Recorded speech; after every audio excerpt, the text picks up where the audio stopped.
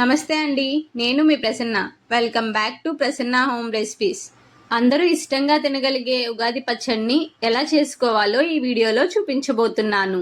ఉగాది పచ్చడికి కావలసిన పదార్థాలు: చింతపండు, వేప పువ్వు, చిన్న చిన్న ముక్కలుగా కట్ చేసుకున్న అరటిపండు, సపోటా, చిన్న చిన్న ముక్కలుగా కట్ చేసుకున్న మామిడికాయ, తురుముకున్నటువంటి బెల్లం ఒక పెద్ద కప్పు, ఒక చిన్న కప్పు వేపిన శనగపప్పు, చిన్న చిన్న ముక్కలుగా కట్ చేసుకున్నటువంటి కొబ్బరి. ఇవి కావలసిన పదార్థాలు.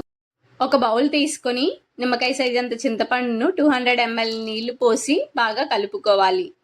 ఇలా కలుపుకోగా తీసిన రసాన్ని ఒక బౌల్లో పోసుకొని ఆ బౌల్లో ఉన్న రసంలోనికి 1 కప్పు వేపిన శనగపప్పు, మరో కప్పు బెల్లం, 1 కప్పు ముక్కలుగా కట్ చేసుకున్నటువంటి కొబ్బరిని, మరో కప్పు అరటిపండు, సపోటా, 1 టేబుల్ స్పూన్ వేప పువ్వు, మరొక కప్పు ముక్కలుగా కట్ చేసుకున్నటువంటి మామిడికాయ ముక్కలను వేసుకొని బాగా కలుపుకోవాలి. అంతే అండి, ఉగాది పచ్చడి తయారైపోయింది. మీరు మీ టేస్ట్కి తగ్గట్లు ఇంగ్రీడియంట్స్ని అడ్జస్ట్ చేసుకోవచ్చు. మీకు నా వీడియోస్ కనుక నచ్చినట్లయితే please subscribe, like, share and comment.